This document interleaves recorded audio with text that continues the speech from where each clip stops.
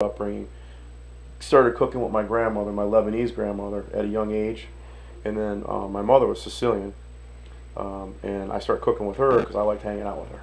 And she owned a catering hall. She was a chef for a catering hall, and she taught me the importance of paying it back, paying it forward, and also our strength is never for status, it's always for service. So if we made a buck, we donated a little bit of that buck back. And I was raised in the Catholic Church. Didn't really become involved in the Catholic Church until I got much older, after my mother passed. Okay. And I got close to God after my mother passed, because I couldn't understand why a woman is so beautiful and so healthy just passed at 62 years old with an aneurysm, and it messed with me. Yeah. I questioned God a little bit. Yeah. I'm fast forwarding a little bit, but in my early 20s, I enjoyed cooking. I didn't want to cook, but I enjoyed cooking with my mother. I wanted to be a stockbroker or investment banker. Really? I love that movie, The Wall Street. Read The Wolf of Wall Street. Oh man, not The Wolf of Wall Street. Wall Street, the original one with Michael Douglas. Yeah. Charlie Sheen. Oh, right. I was like, man, I still love stocks. But so my wife's a banker. Mm-hmm.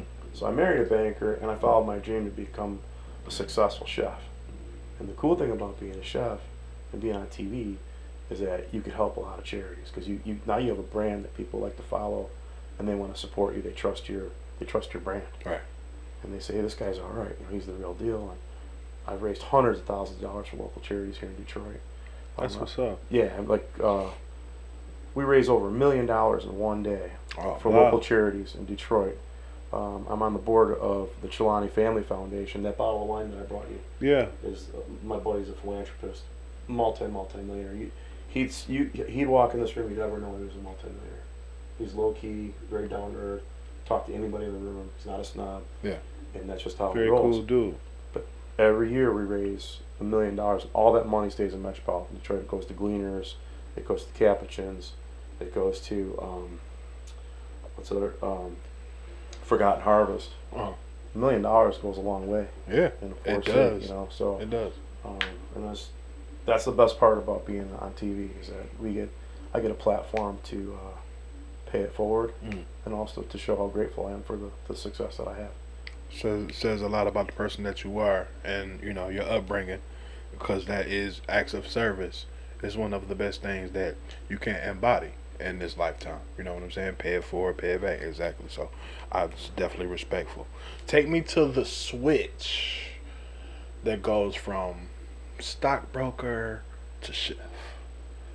At what point does that happen? Good question. So my dad got in financial trouble for the 20th time, and they pulled me out of college. And said, my mom just says, take one semester off.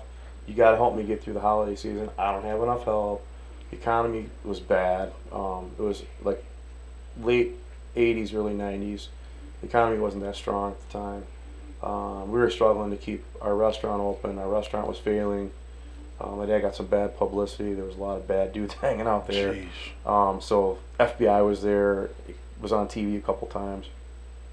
That was the end of that. So my mom pulled me out of school, and I watched how hard my mother worked, and how thankless that job was, and how much she really did provide, and how many families she feed on a weekly basis, and how much pride she took in, whether it was a shower, whether it was a wedding, especially a funeral.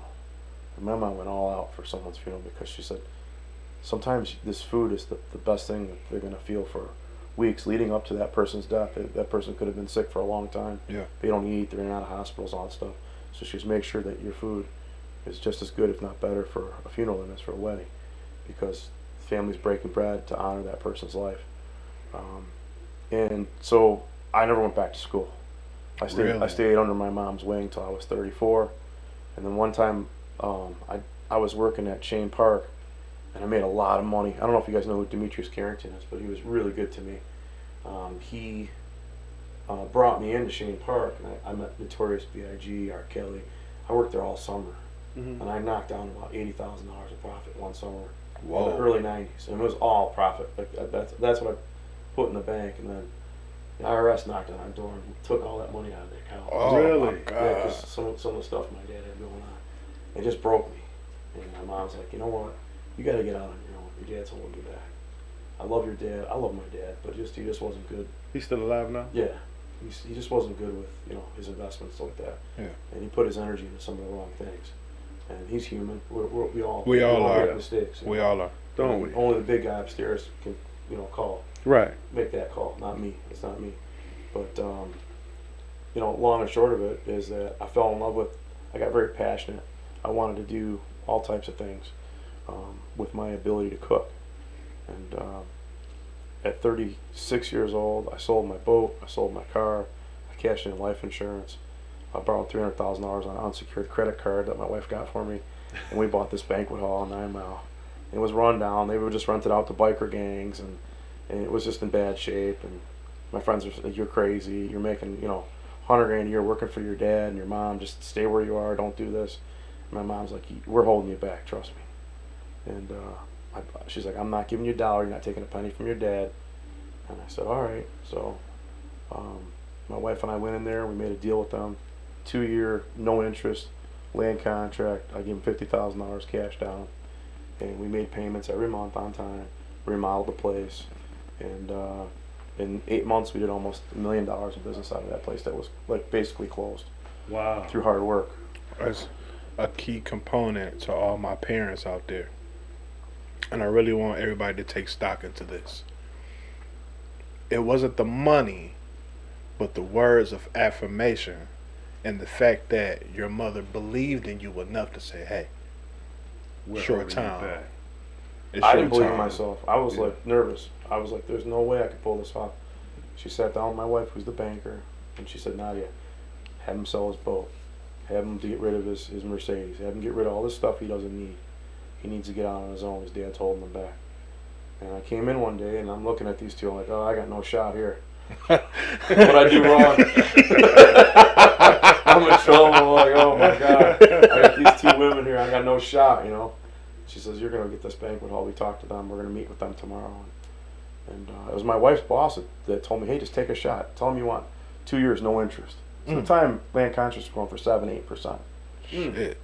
And my wife's boss, really sharp guy, Jeff Sanders, Comerica guy. He's just take a shot. The least they can say is no. Maybe they get a year. Maybe you get 6 months. Just ask.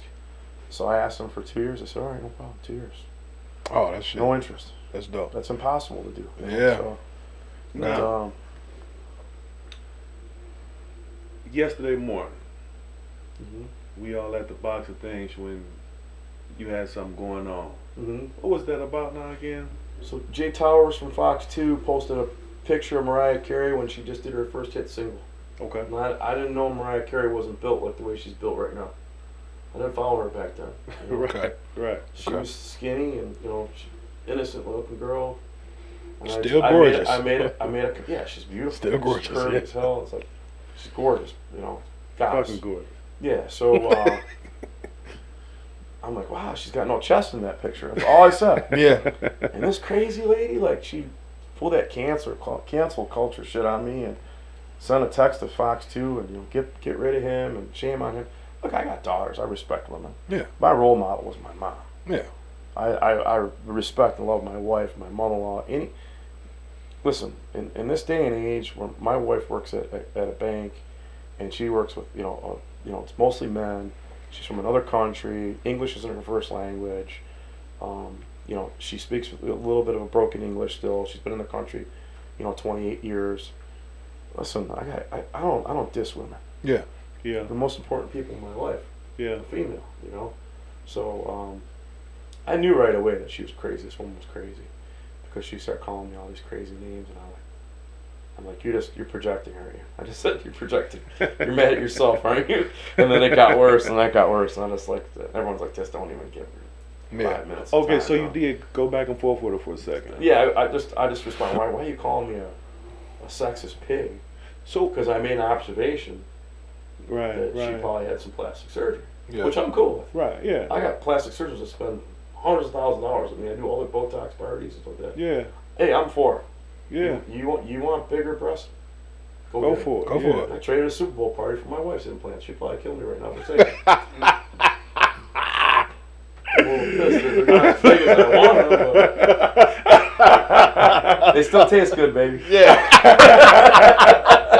So you put up with her too. Yeah, we're best friends, man.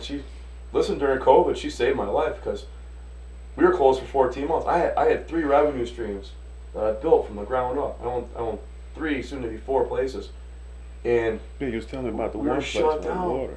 for 14 months. Shit. Wow. I had no income coming for 14 months. Wow. You know, you're used to doing. You know, every business has a burn rate. Yeah. Your business has a burn rate. Your business has a burn rate. So you're used to doing this amount. Let's say just say 50,000 a week, and you go to 0 for 2 weeks, and you're still making payroll. And your payroll's 28,000 every 2 weeks because it's only going to be 2 weeks before we're just going to shut everything down for 2 weeks to flatten the curve, as Governor Whitmer said. And I'm like, all right, just keep everybody on payroll. And then 2 more weeks went by, kept them on payroll again. So that's $56,000. Yeah. No money comes. Oh, exactly. So my accountant calls and says, hey, bro, I know you're, a good guy, but you keep doing this, you're going to be broke. We had no idea. So my wife said, you got to move this money around over here. You got to get rid of this. You got to sell that. Sell your boat. Get rid of your sports car. It was like, shit. I'm starting all over again. Yeah. Here we go. Here we go. Because I didn't want to Nightmare. cannibalize my savings. I don't want to, I didn't know. It's like nobody, the whole world didn't know. Yeah. Trump wasn't Right. telling us anything we needed to hear.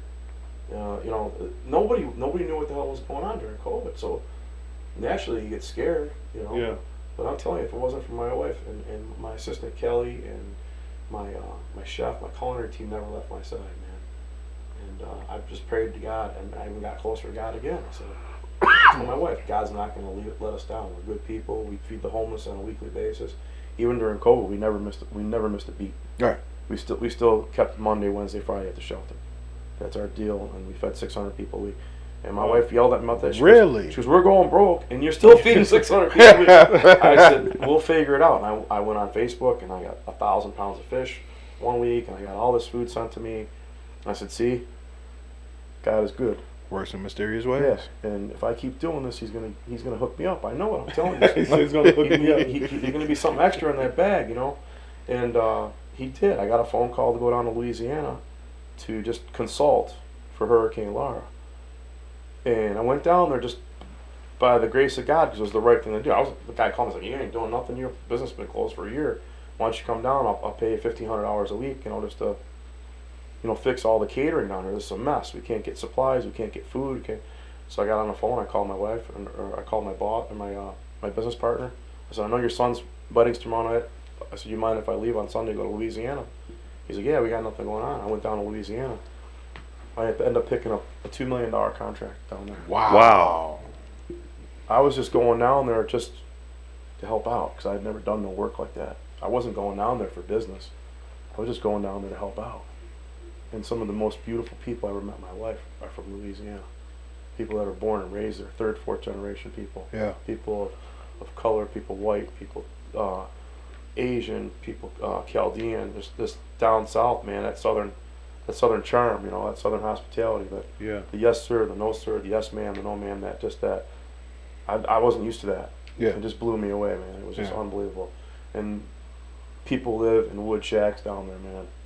I remember I was down there on a Sunday, September 14th. Mm-hmm. It's like right around my birthday. I was turning 50, and I was feeling like dog shit. Like I had been sleeping in a trailer. I had wet boots. I had to go 40 miles to pick up supplies, and I was just really down on myself. And I'm driving through this neighborhood. And this is all.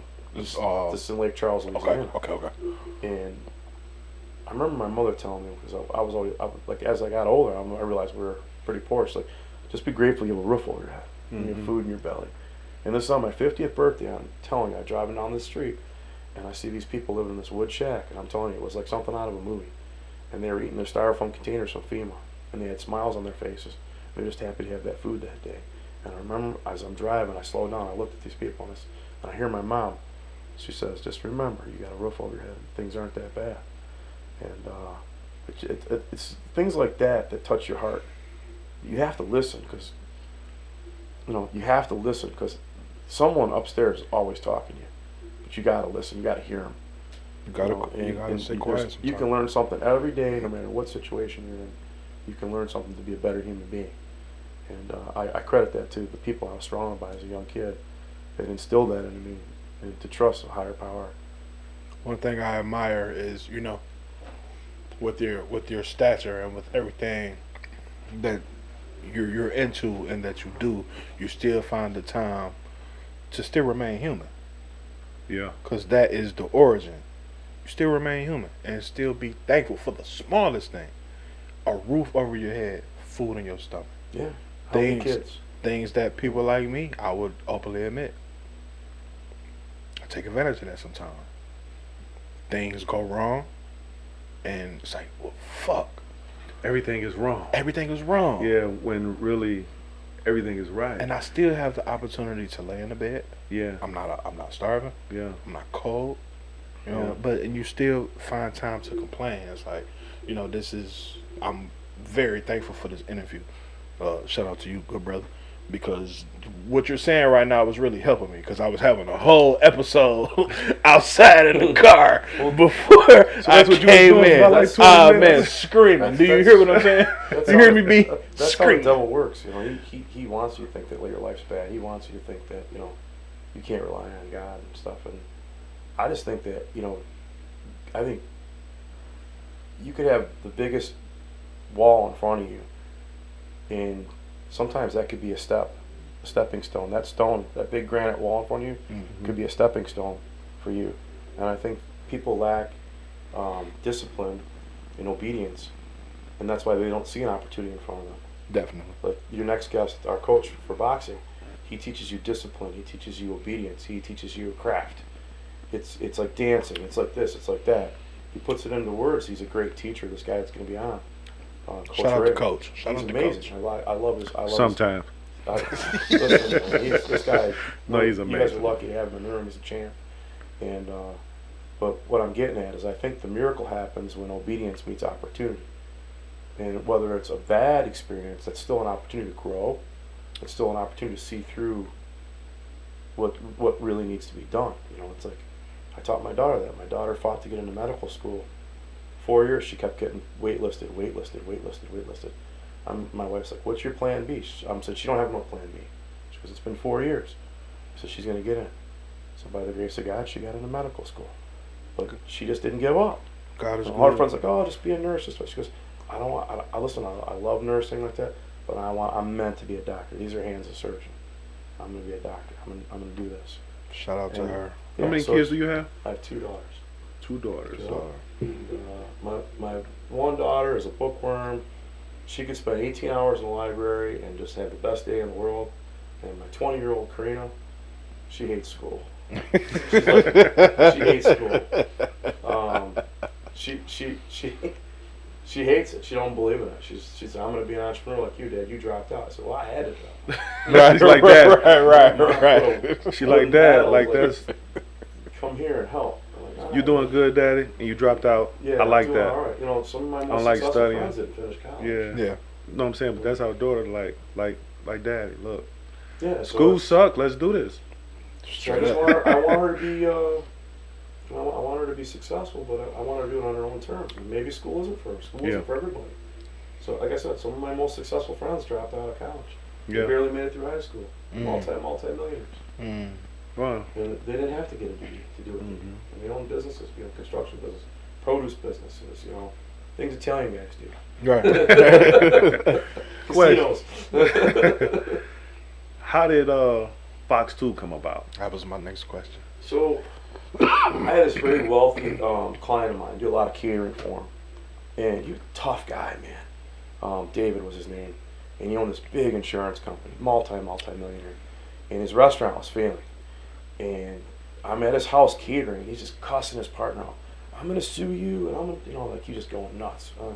I'm like, "David, what's going on?" He's like, "She's ripping me off, Bobby. She's ripping me off." I'm like, "Well, let me go in there under the radar, see what I can do, like undercover boss, Yeah. And this chick was just cleaning them out. Jesus. And Christ. I said, "I could fix it for you."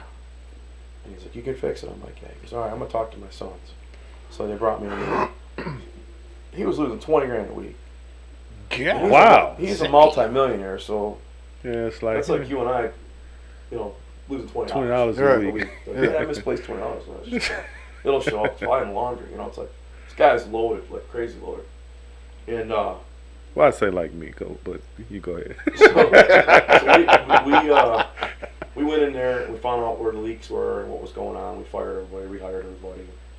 And then within 6 weeks, we were making $10,000 a week. So it's a $30,000 a week swing. And I changed the menu around. I remodeled the kitchen. So I just went in there and just did like a restaurant rescue for this guy. The guy was great, forever grateful to him. But I get a call one night, and somebody from Fox 2 ate dinner in my restaurant. And I just got really busy. Someone didn't show up. And in the restaurant business, if the dishwasher doesn't show up, guess who's washing the dishes? Oh, it's a landslide. landslide. Hostess don't show up, guess who's the hostess? Right. You know, the produce doesn't show up, guess who's going to buy produce? You The know? owner. Yeah. So it's like, that's the toughest part about restaurant business. Like, you could be out Christmas shopping with your family, and someone doesn't show up for work, or something goes wrong. You got to leave your family at the mall and go to work. So there's a lot of sacrifice involved in this industry. So long story short, they said, hey, you're doing this fundraiser for the Humane Society. Would you like to be on TV? Because the chef that was supposed to be on chickened out. I said, yeah. Have you ever done TV? I said, no. He said, would you like to do live TV on Fox 2? I said, hell yeah. I dreamt of being on Food Network. I want to be on TV. Yeah, what do I got to do? Like, you got to be here tomorrow morning at 5:30. I'm looking at my watch. It's like 8:30 on Wednesday night. Shit. I'm Partake? like, yeah, I'll take a little sip. Thank you. So, you won't believe this. I get up in the morning. I go there. Thank you. Thank you. Thank you, sir. I go there in the morning. They said, Studio B, where the kitchen is not working today. You got to do it from the parking lot. I'm like, what? The parking lot? Yeah, you're going to be with Jay Towers and Anquinette Q. I said, all right. Cheers. So I said, everyone, cheers. God bless. It was a great interview. So, thank you. So we're in the parking lot, and the producer says, I'll be back in a little bit, just unload your stuff. I said, all right. So when he comes back, I got everything dialed in. I got everything on the right real high, and then everything in the center real low, and then everything on the left real high, and then it dips back down and then kind of cascades off the table. He comes back and says, I thought you never did TV. I said, I did. He goes, this is exactly looks like something that was on Food Network. Who taught you how to do that? I said, my mom. We do buffets for a living. I just made it look like a pretty buffet. Shout out to Mom, man. Yeah. So Jay Towers comes out, and he's like, what's your name? I said, my name's Robert. And there at the time, I just went as Robert, because my wife always called me Robert. My mother hated that, by the way. My mother called me Bobby my whole life. Right. Nadia, she calls me Robert. Very strong accent. I hear Robert. I'm like, oh, what I do. So, no shit, I'm kidding you, man. Like, even my kids, when they want to make fun of my wife, they go, Robert. You know, like, they try to get my attention. But my kids call me chef. But so, Jay Towers and I chat for a few minutes. I said, we're doing this fundraiser for the Humane Society. I'm cooking this. He's like, all right, well, let's do it. So we get on TV, live TV. Never been on live TV before. I can't get this thing started, this frying pan started. And he's talking. I'm like, oh. I'm like, you got to be kidding me. The wind's blowing. It's like the wind's blowing it out. So I finally get it lit, and I get my skillet going. I start making shrimp and grits, right? I love shrimp and grits. That's your favorite. Too. I love That's his shrimp and favorite. grits. So I got you, Steele. That's his favorite. So he starts calling me Chef Nash because it's spelled wrong on the prompter. Who's this guy calling me Chef Nash? And I'm not looking at the prompter. I've never been on TV before. It's like, yeah, we have Chef Nash here, and like, and Jay's super smooth, and I'm looking at him funny, and so we cut to commercial, and he's looking at me. I'm looking at him like this motherfucker. One big break, and he's calling me Nash. What the hell's Nash? So I look at the prompter and like, hey, you crucified his name. I'm like, yeah, you crucified. He goes, well, what's your name? I goes, it's Chef Robert Nero. I said, Jay, fuck it. You call me Chef Sal. You have me on TV anytime you want, man. And then he said, okay, you know what? You did a really nice job. They're telling me right now that they want you on again. He goes, we're gonna throw it to weather, and when it comes back from weather, we're gonna have you on again. They love your personality. Wow. So now I got some confidence. They love me, right? Yeah. I lay that shit on thick. So now you got to walk and everything. I do it this way. I do it this way because, and it's just like they created a monster. And the guy that hooked me up at Fox 2, his name's Scott McCarver, and he's a production assistant / stagehand. Guy's been there 20-some plus years. He was a roadie for Michael Jackson. He did all types of stuff. The guy's gifted. He was the one that ate in my restaurant. Fell in love with my food. Yeah. He invited me on, and him and I are like this. Oh, He's man. like my big brother. Yeah. Wow. I mean, we talk every day. every day. He's at my house for dinner. He's at my house for Christmas. Like, I love this guy. Yeah. He's just a great, great human being. He has guided me, like that crazy chick that was on the internet yesterday. Yeah. I said, dude, what do I do? He goes, just respond, be classy, and let it go. Yeah. He goes, because she's crazy. She's just showing everybody how crazy she is. And I'm like, I'm gonna do this. I'm gonna do that. No, you're not gonna do that. It's offensive. Like, you know, he keeps me. Keeps me in line. So, they said, hey, how'd you like to come back next month? I came back next month. Hey, how'd you like to come back next week? I came back next week. And then they said, hey. I pitched them for the tailgate. The Lions weren't doing too bad. Caldwell was the coach. What year was this? Yeah. That was it was a while back. 2000s. So Caldwell was coaching, and he was doing a pretty good job, and they weren't doing any tailgates. I said, guys, you ever went on an Eastern Market? See how many thousands of people are down there? Mm-hmm. This is your fan base. There's got to be 500,000 people down there. It really wasn't, about 50,000 people. Yeah. But we need to be down there. So that year it goes by the wayside, and we don't get down there. So Justin Rose from Channel 7 asked me to cook on his Man Cave show. And I said, Justin, do me a favor, send me an email. And then I forwarded it to my producer at Fox 2. I said, look, they want me. Oh, no, we'll do it. I said, you sure? I'm like, you don't have to. I mean, Channel 7 will do it. No, we'll do it. And so we started doing these tailgates. We got a lot of traction, man, because Detroit, no matter how bad our team sucks, Fox 2's known now. Our fans are phenomenal. Definitely. What I love about Eastern Market and Detroit Lions fans, people come in from Cleveland, Chicago, Wisconsin, Ohio, Indiana. It doesn't matter. Whoever we're playing, you could have a guy pull up in a $200,000 just badass freaking motorhome, right? Park next to a guy in a clunker, beat up, rusted out Ford F-150 with the tailgate falling off, and everybody gets along. Yeah. You need charcoal here? Yeah. You kids want a hot dog? Hey, you want to have a shot with me? There's no black and white. There's no Republican. There's no Democrat. Just football fans on a Sunday afternoon, kicking it in the freezing cold, miserable weather. There's bonfires everywhere.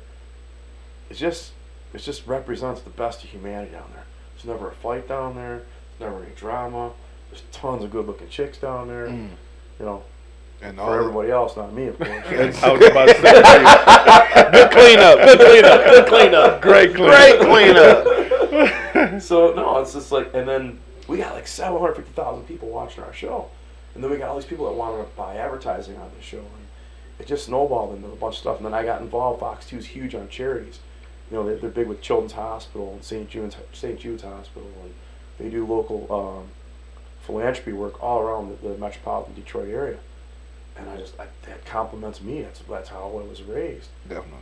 So, like I said earlier in the interview, is that if I can make a buck for myself and pay it forward, if I can help my children put a better roof over my head and further my career, and then also have an opportunity to help people that are less fortunate, people that aren't cognitive enough to feed themselves, people that are functioning adult autistics that have outgrown their caregiver, or people have just given up on life because something traumatic happens.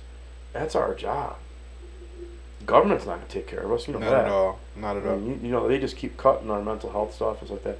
That stuff bothers me. It's like education's the silver bullet. We need to educate our younger people that are growing up that this is what you do. If you are successful and you want to become more successful, you have to pay it forward.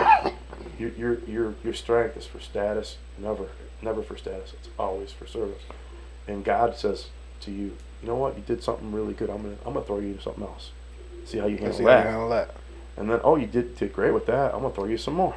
For our audience, give me your definition of pay it forward. Like, for those who don't understand the term, give me a definition of pay it forward. It could be just being respectful to some homeless guy and not being a dick. Maybe coming out of the gas station and give him a Snickers bar and say, hey man, I'm praying for you. Here's a Snickers bar. That's all you can afford to do.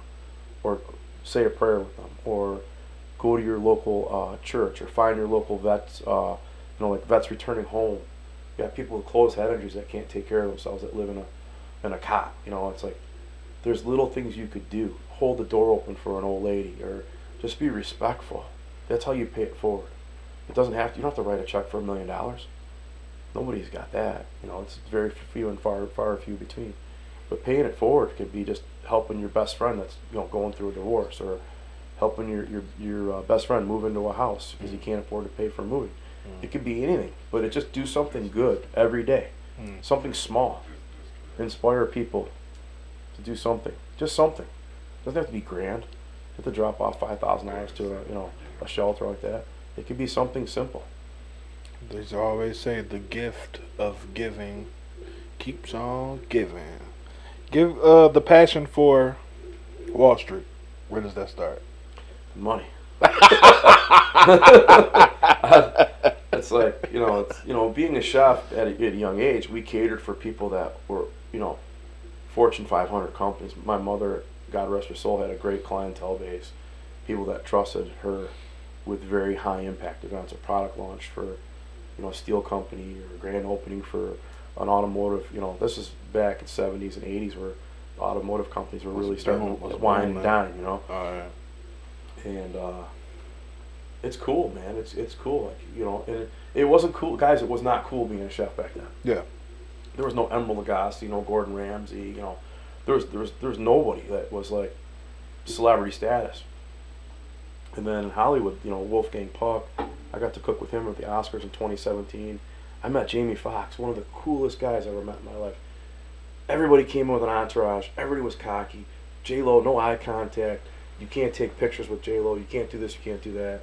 They warned you, And Jamie Foxx comes strutting and like, hey, I heard you from Detroit, man.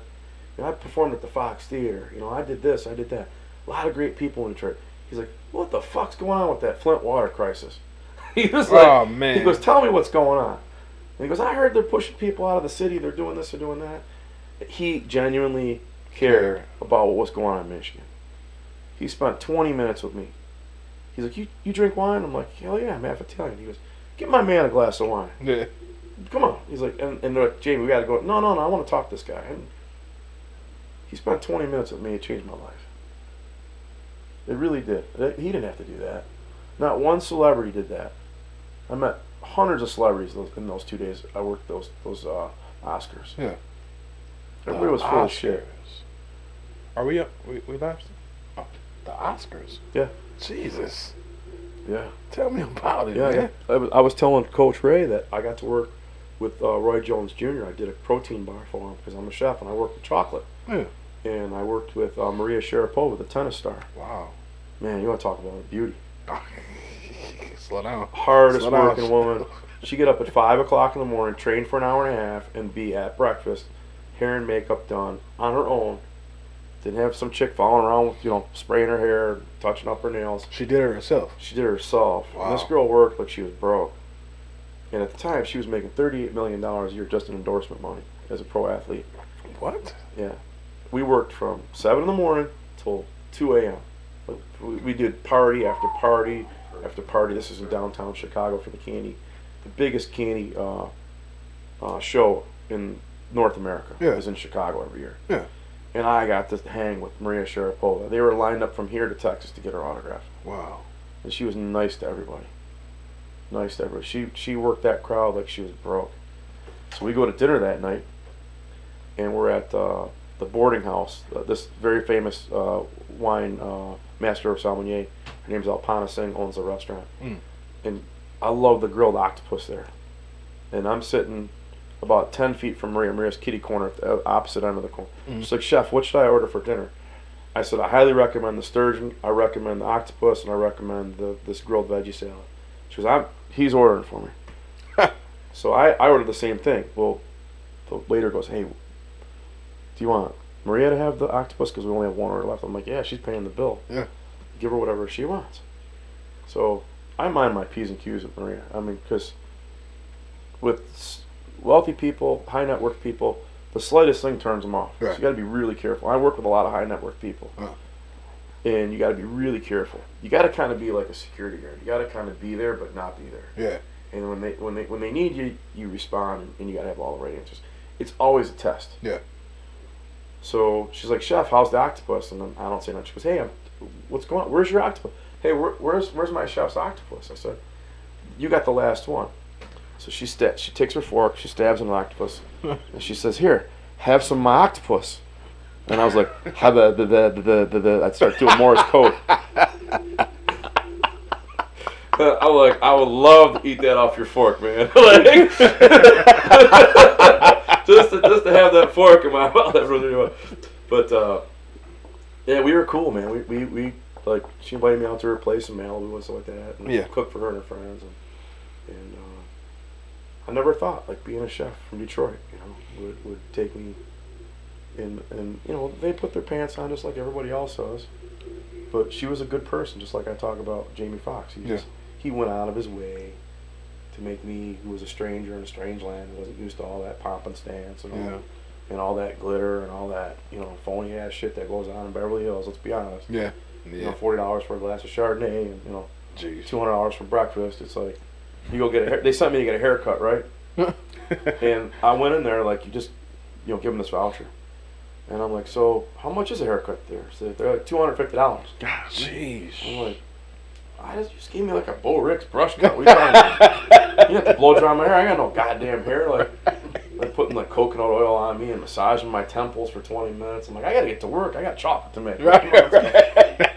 And it was that guy, Jose Hebert. He was Elizabeth Taylor's hairdresser. Wow. Famous guy, wears a cowboy hat. Wow. He came out, he invented this blow dryer. So he was backstage giving out all these blow dryers. He was, I see you in my salon today, giving them a hard time. And I looking at his watch, he got like a $500,000 watch. I'm looking at that watch, I'm like, damn, that's a nice watch. He pulls it off, he's on the back, it was inscribed from Elizabeth Taylor. It was one of one. It was a Roger Dubuis watch. It was a $1 million watch. She gave it to him as a gift. Never heard of it ever in life. It's Roger Dubois, but he says Roger Dubuis. Yeah. Because he's a French guy, right? Okay. But they got to make it fancier all the time, right? Your go-to meal. You're just about to ask that. You're on a hot date. I was just about to say and you're going to impress. Let's say that you're not married. Well, you got to say that you're not married. Right. First and foremost, let's say that you're not married. I'm not there yet, but if I was there, and I was cooking for Mariah Carey, since Mariah Carey's just got me in trouble yesterday, I'll make it up to you, Mariah. Sorry, but I'd find out what they like and what they're passionate about. Like some people are like, oh, my last supper's got to be this or that, or so. My wife loves my Bronzino, so I make Bronzino. If people don't know what Bronzino is, it's a Mediterranean sea bass. It's not like the Chilean sea bass. Chilean sea bass is real thick and oily, and the Bronzino is a sea bass from Greece, Italy, the Mediterranean. And it's paper thin, but it's really meaty like a swordfish, and it's not oily at all. And you just pan sear it in olive oil, and you serve it with roasted vegetables and roasted potatoes, and you blister tomatoes and white wine and garlic and a little bit of butter sauce on top, and it's heaven. It's easy to make. Jeez. That's my go-to dish. Yeah. And I love lobster. Who doesn't love lobster? Who doesn't? I love crab legs. Who doesn't love crab legs? Yeah. Difficult to crack, though, So here's a tip to all your listeners: when you make crab legs, you do not boil them. You never boil crab legs. Really? Never boil crab legs. Put your oven on for a half hour, 450 degrees. And you lay them some bitches out on a cookie tray, about an inch apart, and you put them on the top shelf, and you leave them in there for 15 minutes. You don't open that oven for 15 minutes. 15 minutes, you take that out, and you break it, it's gonna snap like a toothpick. Oh. And then that meat just pops out of there, and you just pull it out. What happens is people boil that stuff. It's already in salt water. It lives in salt water. You want to dry that shell out. The crab legs come in frozen, and they have a lot of water in them. Yeah. So when you put them in a hot, dry oven, they steam in their own shell. Damn it. I made Marielle Lou some crab legs. She came over my house one night. Damn it. And my wife was home that night. So Marielle came over. So Marielle came over for crab legs. She brought her mom. Marielle and her mom from ATL, and she wanted me to cook for her mom. And Marielle and I were super tight for a while. I knew her boyfriend. We were all close. Go to dinner with them, go to lunch with them. Just great people. And she came over to my house for Christmas Eve. Christmas Eve at my house was like it's food for 30 feet long. Like every food you could think of that's like decadent and beautiful. Like the Italian side of me, we do ton of seafood. Oh man. Ton of seafood. Like every type, be it oysters, clams, shrimp, crab, 5 different types of fish. She's a seafood freak. She loves seafood. So and she's single, guys. So if you got a nice seafood restaurant, you want to take her out on a date. She Have loves at her it. seafood. Have at So it. who is she now? Mario Lou. I work with her at Fox 2. Oh, really? She's an anchor woman in the morning. She's on the 9. Beautiful lady. Yeah, beautiful. Beautiful girl. lady. Oh, yeah? Yeah. So I love her like a sister. She's great. A lot of respect for her and her family. Her mom's amazing. Met her dad, met her brother. And she has a brother that lives in Louisiana actually. So we hooked up when I was in Louisiana. But anyways, crab legs, 101. Bake them. Never boil them. But now, if you were to go off of your best dish, you said, you know what? I don't know anything about this young lady, but I'm about to woo her with this meal right here. Simple fillet. A fillet. Mm-hmm. 6-ounce fillet, charred on the outside, medium. Little Motor City zip sauce, Dang. which is basically butter Yeah. and soy sauce Yeah. and peppercorn. It's just a sheet of butter over the top, a little bit of soy over So the when you fillet. cooking this? Sometime you guys over, you guys come over anytime. I'll cook, man. Really? Yeah, man. Yeah, Hey, listen. I'm cooking all the time. It's like For Christmas, don't be Hey, afraid to send me an invite. yeah, man. Yeah. So You ain't gotta I'm tell in me. St. Martin for Christmas here. I'm dropping my daughter off in medical school. She's going to school in St. Martin for 2 years. Wow. Oh, that's what's up. Yeah, in the Dutch side of the St. Martin, the Caribbean. Yeah. And she finally got a big scholarship to the school she wanted to go to. And so we're going to be there for a week. And it's a shock. She's 26. She's been my best friend my whole life. I think a lot of the reasons why I'm still married is because she's such a great kid. You know, it's like kids are the glue sometimes. Sometimes they're not the glue. I agree. Sometimes they're the wedge. Yeah. I You know, this agree. kid's been the glue. Both my daughters are the glue. But Now- I'm nervous as hell to leave her for 2 years. Now when you get home overseas. tonight, wife gonna be like, "What the hell?" What's I that? thought I was your best friend. right. No, they both know. They both know like where there's a. I love them both the same, but Nadine's older, so I've been loving her longer. Yeah. And my 20-year-old is like she's so much like me. Yeah. She's just like me. It's like Sound like she's my dating a daughter. guy who's got a Lamborghini. Yeah, I know you had showed me the This kid video, pulled up at my right? house and I was I'm like- actually just Yeah. about to bring that up. I'm like, one of my friends are here. I thought it was one of my friends. 'Cause my friends, Right. they're right. mostly Ferrari guys, but I'm like, this kid gets out, you got a hoodie on, baseball cap, Air Jordans, 600-hour Air Jordans. 21 years old. 21 years old. Pull up I'm in a like, dude, Lambo. Jeez. She's like, Orange Karina one. home? I'm like, no, she's on a date with some other guy. What do you want? She's like, Dad! I'm like, shut up, you're not home. I'm like, get the fuck out of here, man. You're picking my kid up in that car. No way, man. He's like, oh, Mr. Nero, you're so funny. I'm like, what do you want, man? He's like, I'm here to pick Grandpa. I said, she left with some other dude, man. In a Ford Bronco, old beat up car, man. And this kid's so nice to me. I'm so hard on him, man. I'm like so hard on this kid. Well, he's watching now. I hope so. Eric, I'm coming after your ass, man. Touch one hair. I told him that night. I said I went out there. I literally showed up at the door. I took my clothes off and showed up in my boxers, just to mess with this kid. I looked crazy as hell. My hair was all standing up. I just got home from work. I was just ready to jump in the shower. I see this orange Lamborghini pull up in my driveway, and I'm like, ooh. And so I went out there and I said, 10 o'clock. Have her home at 10 o'clock, not 10:01. Not 10:06, not 10:30. You have her ass home at 10 o'clock. She goes, Dad, I'm 20 years old, 10 o'clock. I said 10 o'clock. At 9:30, you come rolling. He's 21. I said, you want to have a glass of wine? He's like, yeah, I brought you. This kid walks in and brings me a $100 bottle of wine. I'm like, what do you know about this stuff? Really? She says, yeah, Karina told me you like this kind of wine. I picked you some up on the way home. And he's a good kid. He's just a little much, Yeah. but he's yeah. a good kid. That has to be a little polarizing as a dad, like somebody in a Lambo. So did you tell him like, yeah, I'm in boxing class now? No. He knows what's up. He's a toothpick. Yeah. Oh I rip man. his heart out, man. I didn't mess with my kid, but so I'm gonna give him the benefit of the doubt, and I'm gonna trust him till he messes up. Right. Yeah. And then Yeah. he messes up. I told him, I said, you mess up when you're at home in your big ass house, all comfy and cozy. I'm gonna come through your front door. I'm gonna grab you right by your feet. I'm gonna drag you out of your fucking bed, and I'm gonna beat you up right in front of the whole neighborhood. Oh man. I got a If you question ever hurt for my you. kid. He's like, you won't have to do that because I'm never. I said, that's a plan. Okay. Question for you. You got 2 daughters. Mm-hmm. I got one.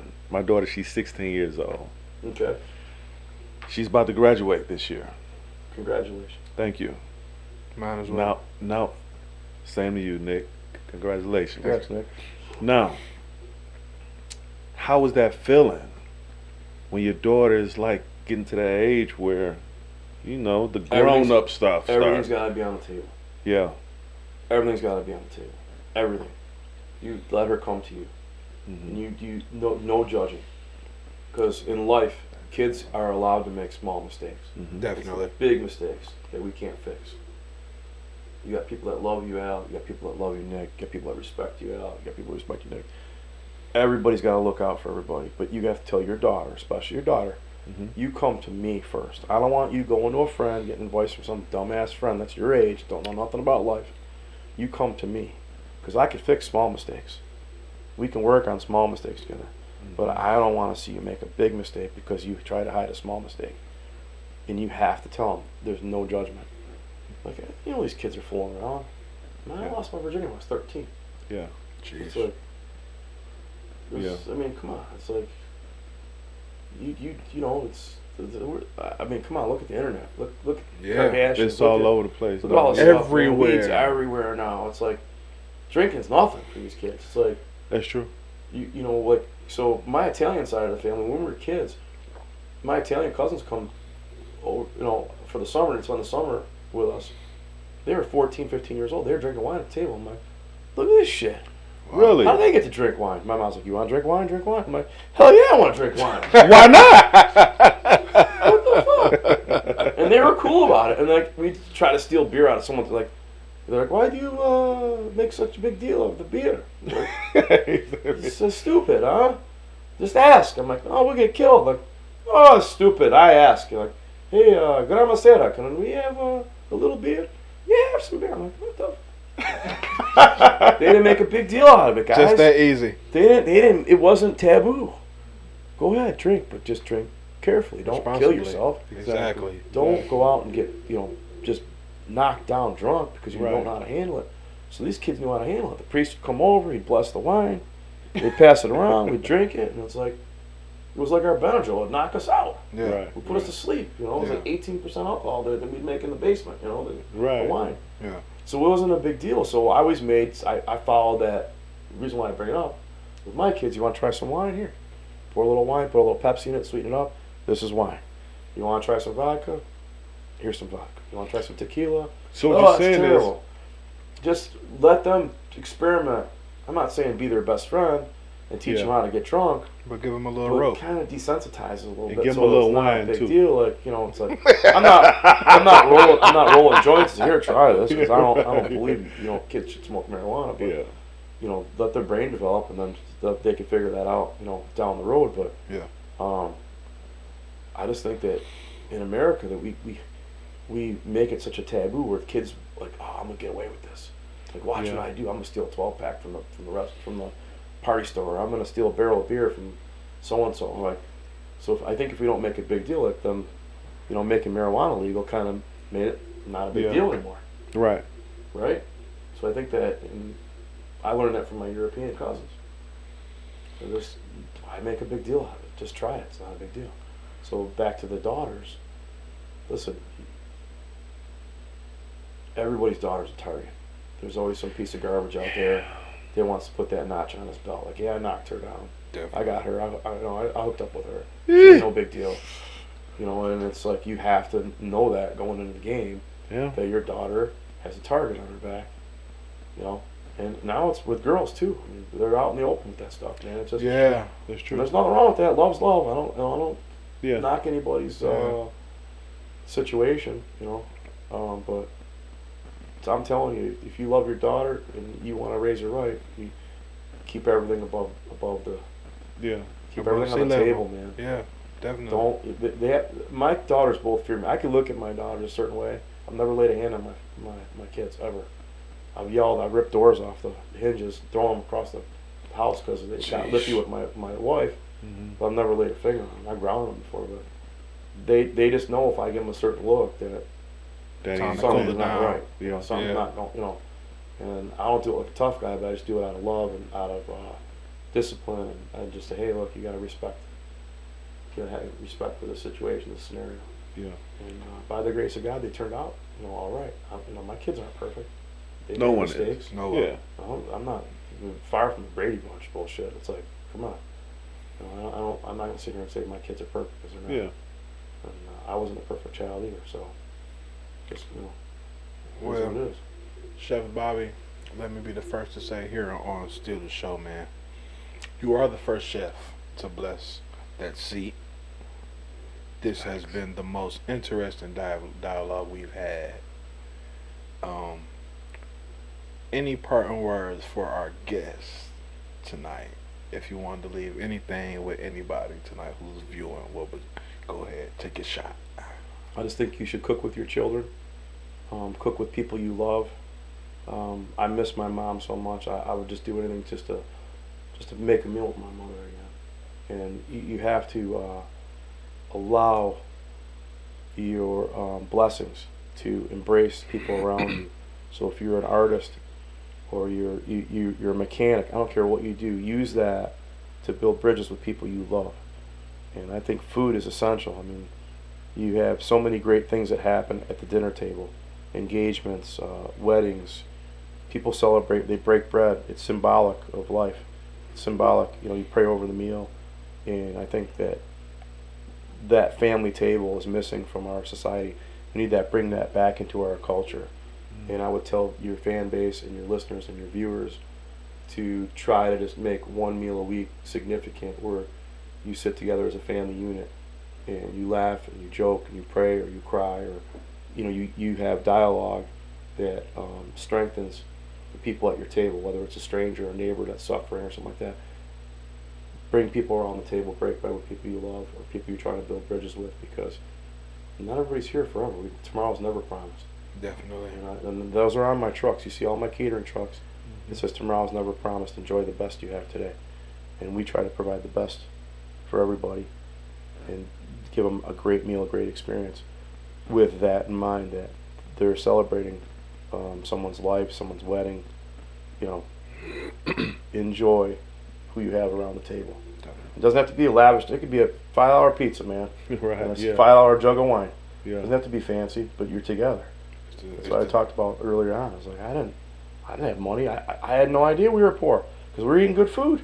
There's 10 people at the table every night, and I was like, that's pretty cool, man. Right. Yeah. So Honestly, for you to say that was one thing that in my household as growing up, we sat at the dining room table every night and kids had a voice. Yeah.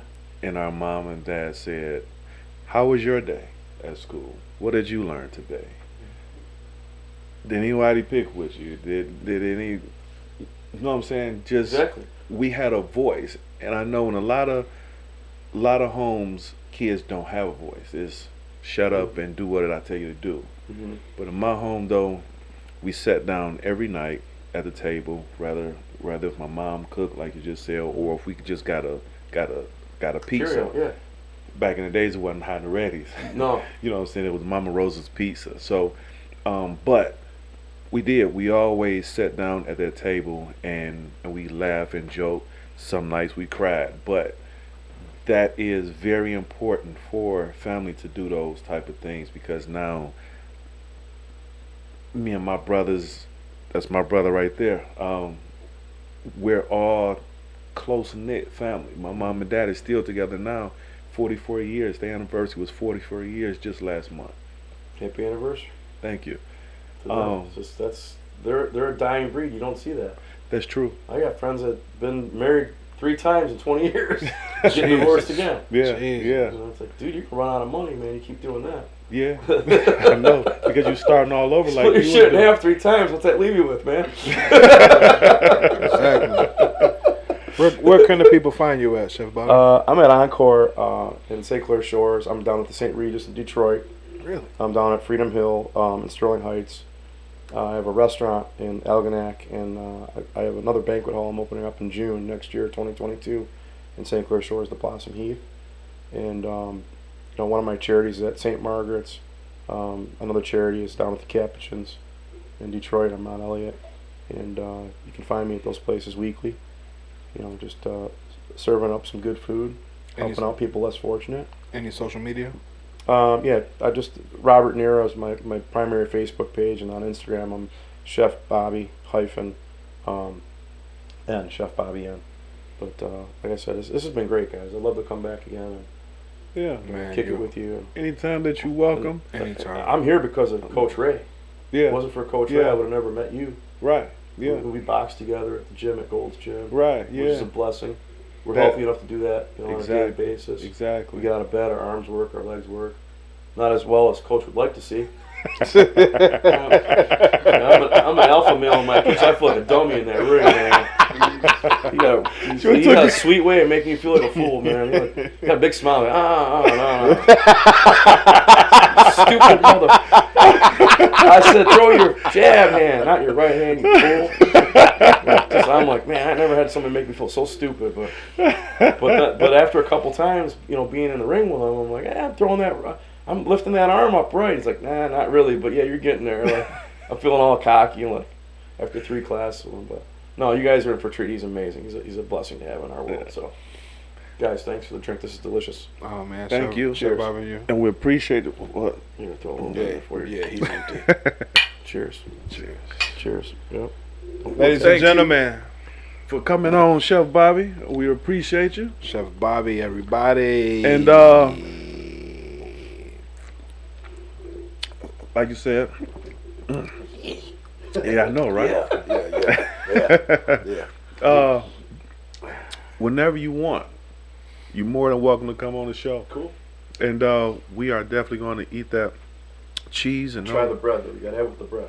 gotta have the Definitely. bread. Bread's Definitely, yeah. it's all about it. Now, Yep. I got you on camera, and we record. Cool. So now, Live. Cool. So now, what did you say before I let you go? What did you say about that meal? Which meal? The meal that you said, if we come, you're gonna cook. Yeah, we're gonna But- cook it up. Oh, Right here? here? I'm Yeah. gonna cook for these guys. On record. We're On gonna record. We're Yeah. gonna smoke some cigars and we're gonna drink some $100 bottles of wine. Okay. And but we're gonna say grace before. Yes, indeed. And we're gonna be blessed, and we're gonna be lucky to have that dinner together and get to know each other a little bit more and celebrate all we have, all we're blessed with. God is Sound good. good. You guys God are is blessed. good. Thank you so much. Thank you. Yeah. Thank you. Thank y'all for watching Still the Show, and welcome Miss Chef Bobby. Y'all have a great night. Okay. Stop that, Tam.